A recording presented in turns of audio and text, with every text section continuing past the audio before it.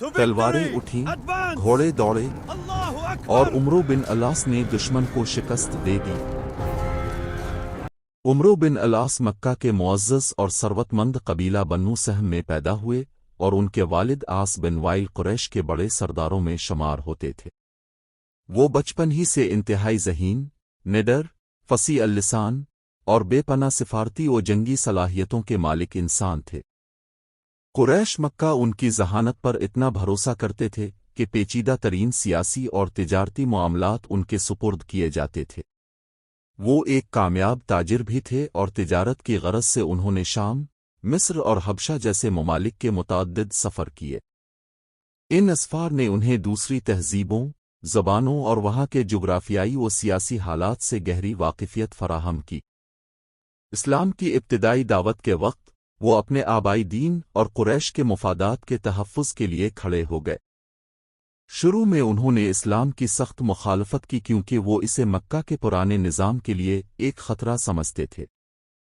उनका शुमार कुरैश के इन चंद चीदा लोगों में होता था जिनकी दुश्मनी मुसलमानों के लिए काफ़ी सख्त साबित हुई। मगर उनकी ये मुखालफत इनाद पर मबनी नहीं बल्कि अपनी कौम की हमियत और रवायात के अंधे दिफा का नतीजा थी। अल्लाह ताला ने उनकी इस गैर मामूली ज़हानत और कायदाना सलाहियतों को आगे चलकर इस्लाम के अजीम असासे में बदलना था। जब मुसलमानों ने मक्का के जुल्म व सितम से तंग आकर हबशा की तरफ हिजरत की तो कुरैश ने उन्हें वापस लाने का फैसला किया। कुरैश ने उमरो बिन अलास को अपना सफ़ीर बनाकर कीमती तहाइफ के साथ हबशा के बादशाह नजाशी के दरबार में भेजा। उमरो बिन अलास ने नजाशी के सामने बेहतरीन सिफारती चाल चली और मुसलमानों को बागी और मुजरिम बनाकर पेश किया। उन्होंने नजाशी से कहा कि ये लोग हमारे भागे हुए मुजरिम हैं, उन्होंने अपना आबाई दीन छोड़ दिया है, उन्हें हमारे हवाले करें। नजाशी ने इंसाफ का दामन न छोड़ा और मुसलमानों के मौक़िफ़ को सुनने के लिए जफ़र तैयार रज़ी अल्लाह अन्हु को दरबार में बुलाया। हज़रत जफ़र रज़ी अल्लाह अन्हु ने सूरा मरियम की तिलावत की जिसका असर नजाशी के दिल पर हुआ और उसकी आंखों से आंसू जारी हो गए। नजाशी ने कुरैश के तहाइफ वापस कर दिए और मुसलमानों को अपने मुल्क में पनाह देने का बाकायदा ऐलान कर दिया। उमरो बिन अलास को ज़िंदगी में पहली बार इतनी बड़ी सिफारती शिकस्त का सामना करना पड़ा जिसने उन्हें गहरा झटका दिया। इस वाक़ये ने उनके दिल में इस्लाम की हक्कानियत और मुसलमानों के किरदार का एक इनमित नक्श छोड़ दिया। वो हबशा से नाकाम लूटे मगर उनके अंदर हक की तलाश का एक नया सफ़र लाशऊरी तौर पर शुरू हो चुका था। ग़ज़वा खंदक के बाद उमरो बिन अलास को शिद्दत से एहसास हुआ कि इस्लाम अब एक नाकाबिले तस्ख़ीर क़ुव्वत बन चुका है।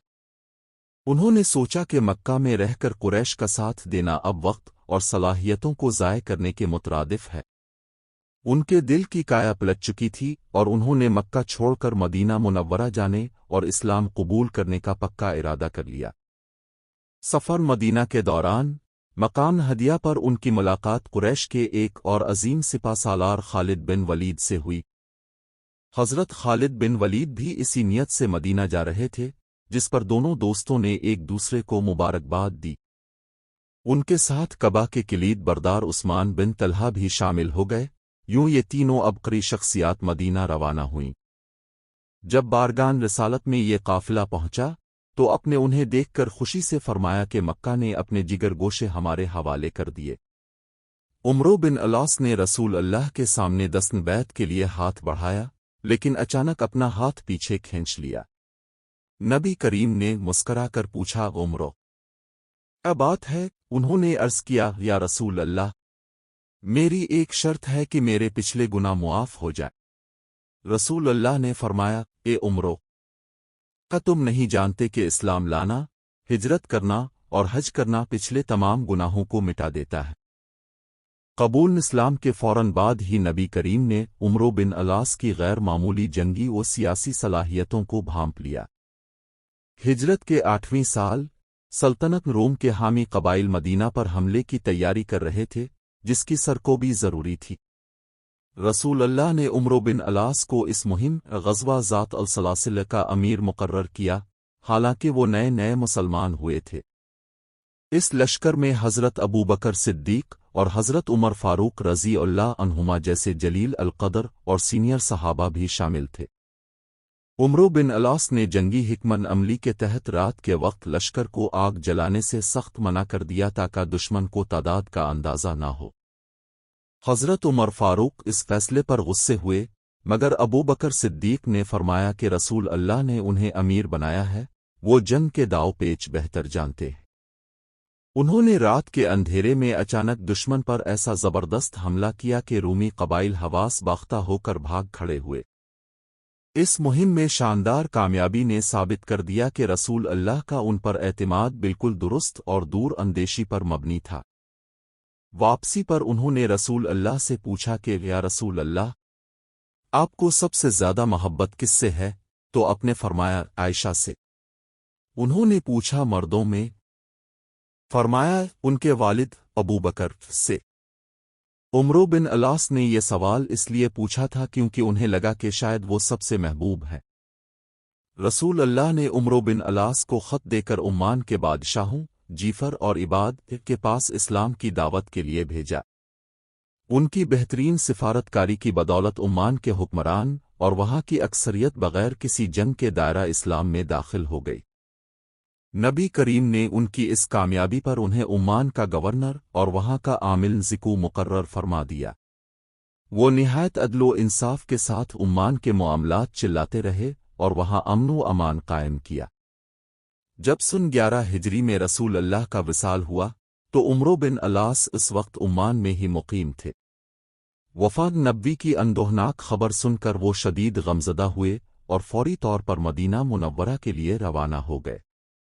मदीना पहुंचकर उन्होंने देखा कि उम्मत मुस्लिमा एक नाजुक मोड़ पर खड़ी है और कुछ कबाइल ने इर्तिदाद की राह इख्तियार कर ली है।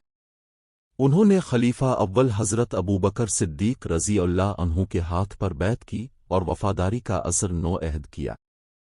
फितना इर्तिदाद के खात्मे और खिलाफन राशिदा के इस्तेहकाम के लिए उन्होंने अपने आप को मुकम्मल तौर पर पेश कर दिया।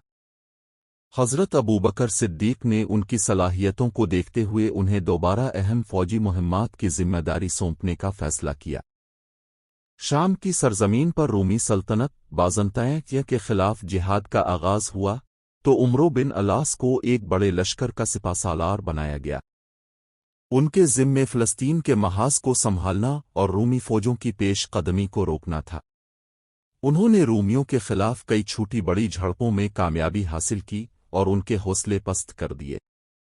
जब रूमियों ने मुसलमानों के खिलाफ एक बहुत बड़ा लश्कर जर्रार इकट्ठा किया तो तमाम मुस्लिम सालारों ने एक जगह जमा होने का फैसला किया। तारीख़ इस्लाम की सबसे बड़ी और फैसलाकुन जंगों में से एक मरका यरमूक का मैदान सज चुका था। इस मरके में उमरो बिन अलास ने लश्कर के दाएं बाजू राइट विंग की कमान संभाली और शुजात की नई दास्तानें रकम की। रूमी फ़ौज ने मुसलमानों पर शदीद दबाव डाला, मगर उमरो बिन अलास की क़ियादत में मुस्लिम मुजाहिदीन चट्टान की तरह डटे रहे। उन्होंने अपनी फसाहत से मुजाहिदीन के खून को गरमाया और उन्हें शहादत फ़तह के जज्बे से सरशार किया। बिलाखिर खालिद बिन वलीद की अबकरी जंगी चालों और उमरो बिन अलास की साबित कदमी से रूमियों को इबरतनाक शिकस्त हुई। यरमूक की फतह ने शाम से रूमी सल्तनत की जोड़ें उखाड़ दें और मुसलमानों के लिए फ़लस्तीन का रास्ता साफ कर दिया। यरमूक की तारीख़ी फतह के बाद उमरो बिन अलास ने अपनी तवज्जो फ़लस्तीन के दिल बैत अल-मक़दस यरूशलेम की तरफ मबजूल की। वो जानते थे कि बैत अल-मक़दस रूमियों के लिए न सिर्फ एक अहम फ़ौजी गढ़ है बल्कि ईसाइयत का मुक़द्दस तरीन मरकज़ भी है। उन्होंने अपनी फ़ौज के साथ बैत अल-मक़दस का रुख किया और शहर का एक मज़बूत और तवील मुहासरा शुरू कर दिया। शहर के अंदर मौजूद रूमी गवर्नर इर्तबोन निहायत चालाक और रूमियों का सबसे बड़ा दिमाग माना जाता था। उमरो बिन अलास ने इर्तबोन को उसकी चालों में ही उलझाया और उसके हर वार का जवाब अपनी दिलेरी से दिया। तवील मुहासरे और खुराक की कमी की वजह से बैत अल-मक़दस के ईसाई रहनुमाओं के हौसले जवाब दे गए। वो समझ गए कि अब मुसलमानों का मुकाबला करना नामुमकिन है, इसलिए उन्होंने सुलह की पेशकश की। ईसाई पादरियों ने शर्त रखी कि वो शहर की चाबियां सिर्फ और सिर्फ मुसलमानों के खलीफा उमर फारूक के हवाले करेंगे। उमर बिन अलास ने फौरी तौर पर अमीर अल-मोमिनीन हज़रत उमर फ़ारूक रज़ी अल्लाह अन्हु को मदीना ख़त लिखकर सूरत-ए-हाल से आगाह किया। ये उमर बिन अलास की बड़ी सियासी व अस्करी कामयाबी थी कि उन्होंने बग़ैर खून बहाए बैत अल-मक़दस की फ़तह की राह हमवार की थी। हज़रत उमर बिन अलास के ख़त पर गौर करने के बाद अमीर अल-मोमिनीन हज़रत उमर फ़ारूक रज़ी अल्लाह अन्हु ने मदीना से फ़लस्तीन का सफ़र इख्तियार किया। जब हज़रत उमर फ़ारूक फ़लस्तीन के मकाम जानिए पहुँचे तो उमर बिन अलास और दीगर सालारों ने उनका शानदार इस्तक़बाल किया। ईसाई पादरियों ने जब हज़रत उमर फ़ारूक की सादगी और रौब देखा तो वो दंग रह गए और सुलहनामे पर दस्तखत कर दिए। बैतुल मक़दस की चाबियाँ मुसलमानों के हवाले कर दी गईं और तारीख़ में पहली बार वहाँ अल-इस्लामी का परचम लहराया। हज़रत उमर फ़ारूक ने ईसाइयों को मुकम्मल मज़हबी आज़ादी और जान व माल का तहफ़्फ़ुज़ दिया, जिसकी निगरानी उमर बिन अलास के ज़िम्मे थी। इस मौके पर उमर बिन अलास ने बैत अल-मक़दस की तारीख़ी दस्तावेज़ पर बतौर गवाह अपने दस्तखत किए। इस फ़तह के बाद उमर बिन अलास को फ़लस्तीन और उसके मुज़ाफ़ात का गवर्नर मुक़र्रर किया गया। गवर्नर बनने के बाद उन्होंने इलाक़े में अमन व अमान कायम किया और रियाया के दिल जीत लिए। मगर उनकी दूर अंदेश निगाहें अब फ़लस्तीन की सरहदों से आगे अफ्रीका के दरवाज़े मिस्र पर टिकी हुई थीं। वो जानते थे कि जब तक मिस्र रोमियों के कब्ज़े में है, शाम और फ़लस्तीन की फतूहात कभी महफूज नहीं रह सकती। उमर बिन अलास ज़माना जाहिलियत में तिजारत की गरज से कई बार मिस्र जा चुके थे और वहाँ के रास्तों से वाकिफ़ थे। वो मिस्र की ज़रख़ेज़ी, उसकी स्ट्रेटेजिक अहमियत और रूमी सल्तनत के लिए इसकी माशी हैसियत को अच्छी तरह जानते थे। उनका मानना था कि मिस्र को फ़तह किए बग़ैर रूमियों के बहरी हमलों का ख़तरा हमेशा मदीना और शाम पर मंडलाता रहेगा। उन्होंने हज़रत उमर फ़ारूक रज़ी अल्लाह अन्हु की खिदमत में मिस्र पर चढ़ाई की इजाज़त के लिए मुसलसल इसरार किया। हज़रत उमर फ़ारूक रूमियों की ताकत और मुसलमानों के महदूद वसाइल की वजह से शुरू में इस मुहिम के लिए हिचकिचा रहे थे। बिलाखिर उमर बिन अलास की ठोस दलीलों और अस्करी मंतिक के सामने खलीफा वक्त ने मशरूत इजाज़त दे दी। हज़रत उमर ने फरमाया कि अगर मेरा ख़त तुम्हें मिस्र की सरहद में दाखिल होने से पहले मिले तो वापस आ जाना, वरना आगे बढ़ना। उमर बिन अलास सिर्फ 4000 मुजाहिदीन का मुख्तसर लश्कर लेकर मिस्र की तरफ रवाना हो गए। वो तेज़ी से बढ़े और मिस्र की सरहद के करीब पहुंचकर ही उन्होंने खलीफा का ख़त वसूल किया, जिसमें वापसी का इशारा हो सकता था। उन्होंने ख़त इस वक्त तक नहीं खोला जब तक वो मिस्र की हुदूद में दाखिल नहीं हो गए, ताकि मुहिम को अधूरा न छोड़ना पड़े। जैसे ही उमर बिन अलास मिस्र की हुदूद में वाक़े शहर अल-अरीश को पहुँचे, उन्होंने हज़रत उमर फ़ारूक का ख़त खोल कर पढ़ा। ख़त में लिखा था कि अगर तुम मिस्र की सरहद अबूर कर चुके हो तो अल्लाह का नाम लेकर आगे बढ़ो, मेरी मदद पहुँच जाएगी। उमर बिन अलास मुस्कराए और मुजाहिदीन से कहा कि अमीर अल-मोमिनीन ने हमें आगे बढ़ने का हुक्म दे दिया है। अल-अरीश पर मुसलमानों ने बग़ैर किसी बड़ी मुज़ाहमत के कब्ज़ा कर लिया और वहाँ इस्लामी झंडा गाड़ दिया। इसके बाद लश्कर ने फरमा का रुख किया, जो मिस्र का एक मजबूत साहिली कला और रूमियों की दिफाई लाइन था। रूमी फ़ौज ने मुसलमानों का सख्त मुकाबला किया और यह मुहासरा तकरीबन 2 माह तक जारी रहा। उमर बिन अलास की जंगी हिकमत अमली और रात के अचानक हमलों ने रूमियों के दिफा को पाश कर दिया। बिलाखिर फरमा का कला फतह हो गया, जिससे मुसलमानों के लिए मिस्र के अंदरूनी इलाकों का रास्ता साफ हो गया। इस फतह ने मकामी मिस्रियों, क़िब्ती ईसाइयों पर वाज़े कर दिया कि मुसलमान रूमियों से मुख्तलिफ और बहादुर कौम है। उमर बिन अलास ने मकामी आबादी के साथ हसन सलूक किया, जिसकी वजह से क़ुब्तियों ने रूमियों के ख़िलाफ़ मुसलमानों का साथ देना शुरू किया। मिस्र के दिल में वाक़े बाबन 11 का क़ला रूमियों का सबसे बड़ा और नाकाबिले तस्ख़ीर फ़ौजी मरकज़ था। रूमी गवर्नर मकूकस एक बड़ी फ़ौज के साथ इस क़ले में पनाह गुज़ीन था और उसकी दीवारें बहुत ऊंची थीं। उमर बिन अलास ने अपने 4000 मुजाहिदीन के साथ क़ले का घेराव किया, मगर क़ला तोड़ना आसान न था। सूरत-ए-हाल की नज़ाकत को देखते हुए उन्होंने हज़रत उमर फ़ारूक से मज़ीद इमदादी फ़ौज की दरख्वास्त की। हज़रत उमर ने फ़ौरन 4000 मुजाहिदीन का एक निगरान लश्कर भेजा, جس کی قیادت حضرت زبیر بن عوام رضی اللہ عنہ کر رہے تھے۔ حضرت عمر نے خط میں لکھا کہ میں تمہیں 4000 ایسے مجاہدین بھیج رہا ہوں جن کا ایک آدمی 1000 پر بھاری ہے۔ حضرت زبیر بن عوام کی آمد سے مسلمانوں کے حوصلے آسمان کو چھونے لگے اور محاصرے میں شدت آ گئی۔ کئی مہینوں کے محاصرے کے بعد حضرت زبیر بن عوام نے رات کے اندھیرے میں سیڑھی لگا کر قلعے کی دیوار پر چڑھنے کا خطرہ مول لیا۔ انہوں نے دیوار پر کھڑے ہو کر بلند آواز سے اے اللہ اکبر کا نعرہ لگایا تو رومی سمجھے کہ مسلمان قلعے کے اندر داخل ہو چکے ہیں۔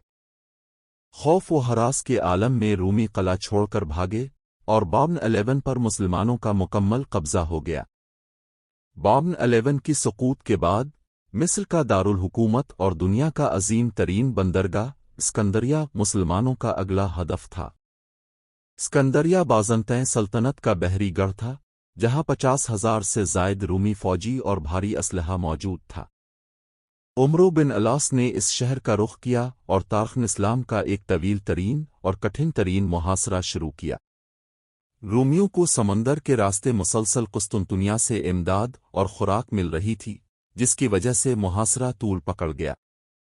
حضرت عمر فاروق مدینہ میں فتح کی خبر کا انتظار کر رہے تھے اور انہوں نے تاخیر پر عمرو بن الاس کو تنبیہی خط لکھا۔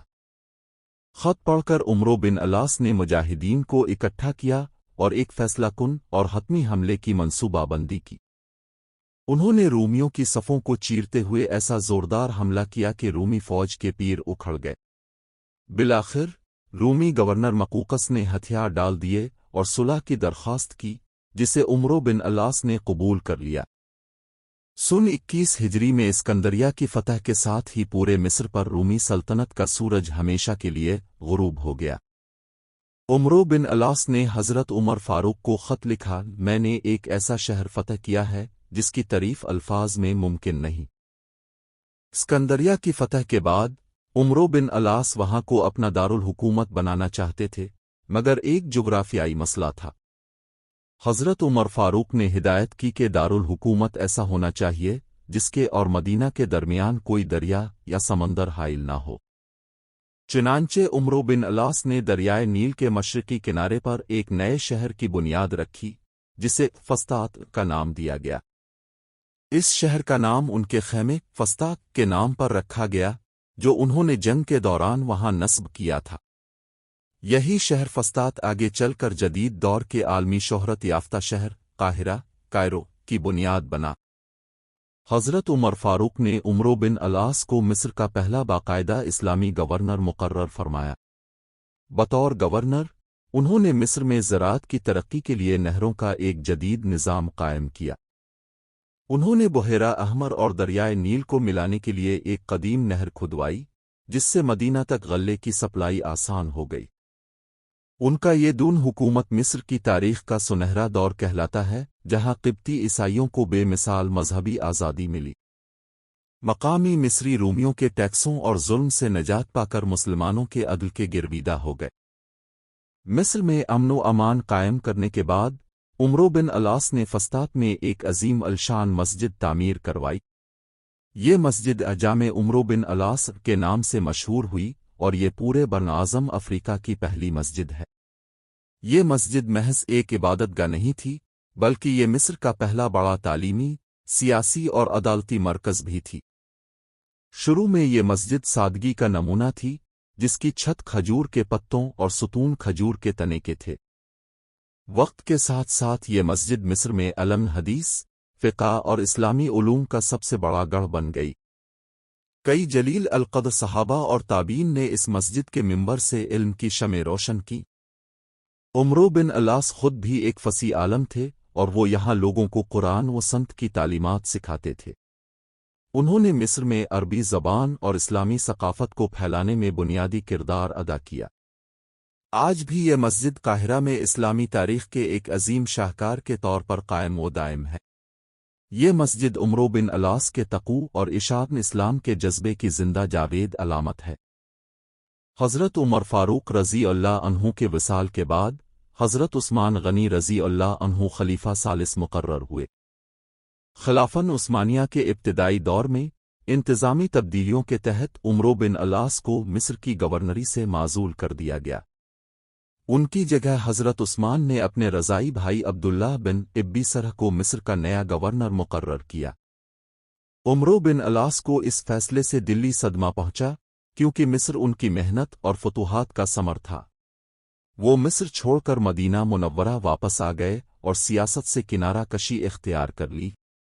انہوں نے فلسطین کے شہر اسقلان میں اپنے ایک باغ میں سکونت اختیار کر لی اور خاموش زندگی گزارنے لگے۔ اس گوشہ نشینی کے دوران انہوں نے عبادت، زراعت اور تلاوت قرآن میں اپنا وقت گزارا۔ اگرچہ وہ سیاسی میدان سے دور تھے، مگر دنیائے عرب کے حالات اور بدلتی سیاست پر ان کی گہری نظر تھی۔ جب امت مسلمہ میں فتنوں کا آغاز ہوا اور حضرت عثمان کی شہادت کا اندوہناک واقعہ پیش آیا تو وہ شدید تڑپ اٹھے۔ اس سانحے نے انہیں دوبارہ سیاسی میدان میں اترنے اور اپنا کردار ادا کرنے پر مجبور کر دیا۔ حضرت عمر فاروق رضی اللہ عنہ کے وصال کے بعد حضرت عثمان غنی رضی اللہ عنہ خلیفہ ثالث مقرر ہوئے۔ خلافت عثمانیہ کے ابتدائی دور میں انتظامی تبدیلیوں کے تحت عمرو بن العاص کو مصر کی گورنری سے معزول کر دیا گیا۔ ان کی جگہ حضرت عثمان نے اپنے رضائی بھائی عبداللہ بن ابی سرح کو مصر کا نیا گورنر مقرر کیا۔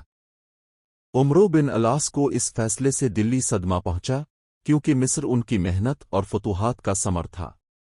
وہ مصر چھوڑ کر مدینہ منورہ واپس آ گئے اور سیاست سے کنارہ کشی اختیار کر لی۔ انہوں نے فلسطین کے شہر اسقلان میں اپنے ایک باغ میں سکونت اختیار کر لی اور خاموش زندگی گزارنے لگے۔ اس گوشہ نشینی کے دوران انہوں نے عبادت، زراعت اور تلاوت قرآن میں اپنا وقت گزارا۔ اگرچہ وہ سیاسی میدان سے دور تھے، مگر دنیائے عرب کے حالات اور بدلتی سیاست پر ان کی گہری نظر تھی۔ جب امت مسلمہ میں فتنوں کا آغاز ہوا اور حضرت عثمان کی شہادت کا اندوہناک واقعہ پیش آیا تو وہ شدید تڑپ اٹھے۔ اس سانحے نے انہیں دوبارہ سیاسی میدان میں اترنے اور اپنا کردار ادا کرنے پر مجبور کر دیا۔ حضرت عثمان غنی رضی اللہ عنہ کی شہادت کے بعد امت مسلمہ شدید ترین بحران اور خانہ جنگی کا شکار ہو گئی۔ حضرت علی رضی اللہ عنہ خلیفہ بنے، جبکہ شام میں امیر معاویہ رضی اللہ عنہ نے عثمان غنی کے خون کے قصاص کا مطالبہ کیا۔ عمرو بن العاص نے گہرے سیاسی تدبر کے بعد امیر معاویہ کا ساتھ دینے کا فیصلہ کیا۔ وہ امیر معاویہ کے سب سے قریبی مشیر اور ان کی سیاسی و جنگی حکمت عملیوں کے ماسٹر مائنڈ بن گئے۔ جنگ صفین میں جب حضرت علی اور امیر معاویہ کے لشکر آمنے سامنے آئے تو خونریز معرکے ہوئے۔ جب امیر معاویہ کا لشکر شکست کے قریب پہنچا تو عمرو بن العاص نے انتہائی ذہین سیاسی چال چلی۔ انہوں نے مشورہ دیا کہ مجاہدین اپنے نیزوں پر قرآن پاک کے نسخے بلند کریں اور نعرہ لگائیں کہ ہمارے درمیان قرآن فیصلہ کرے گا۔ اس چال نے حضرت علی کے لشکر میں موجود قاریوں اور سپاہیوں کو جنگ روکنے پر مجبور کر دیا اور جنگ رک گئی۔ اس واقعے نے جنگ کا رخ بدل دیا اور دونوں فریقین کے درمیان تحکیم ثالثی پر اتفاق ہوا۔ عمرو بن العاص کی اس سیاسی بصیرت نے شام کے لشکر کو ایک یقینی شکست سے بچا لیا۔ جنگ صفین کے بعد دونوں طرف سے ایک ثالث حکم مقرر کیا گیا تاکہ امت کے اس تنازع کا حل نکالا جا سکے۔ حضرت علی رضی اللہ عنہ کی طرف سے حضرت ابو موسیٰ اشعری اور امیر معاویہ کی طرف سے عمرو بن العاص ثالث مقرر ہوئے۔ دونوں بزرگ صحابہ مقام دومتہ الجندل پر جمع ہوئے تاکہ مسلمانوں کے خون کو مزید بہنے سے روکا جا سکے۔ حضرت ابو موسیٰ اشعری نہایت سادہ لو، عابد اور زاہد انسان تھے، جبکہ عمرو بن العاص سیاست کے امام تھے۔ طویل بحث و مباحثے کے بعد عمرو بن العاص نے ابو موسیٰ اشعری کو اس بات پر راضی کیا کہ دونوں قائدین علی و معاویہ کو معزول کر کے نیا خلیفہ چنا جائے۔ ابو موسیٰ اشعری نے پہلے منبر پر آ کر اعلان کیا کہ میں علی اور معاویہ دونوں کو خلافت سے معزول کرتا ہوں۔ ان کے بعد جب عمرو بن العاص منبر پر آئے تو انہوں نے اپنی سیاسی چناؤ کا مظاہرہ کرتے ہوئے ایک نیا موڑ دیا۔ انہوں نے فرمایا، ابو موسیٰ نے اپنے امیر علی کو معزول کر دیا اور میں بھی علی کو معزول کرتا ہوں، مگر میں معاویہ کو برقرار رکھتا ہوں۔ اس اچانک اعلان سے ثالثی کا پورا رخ بدل گیا اور حضرت علی کے حامیوں کو شدید دھچکا لگا۔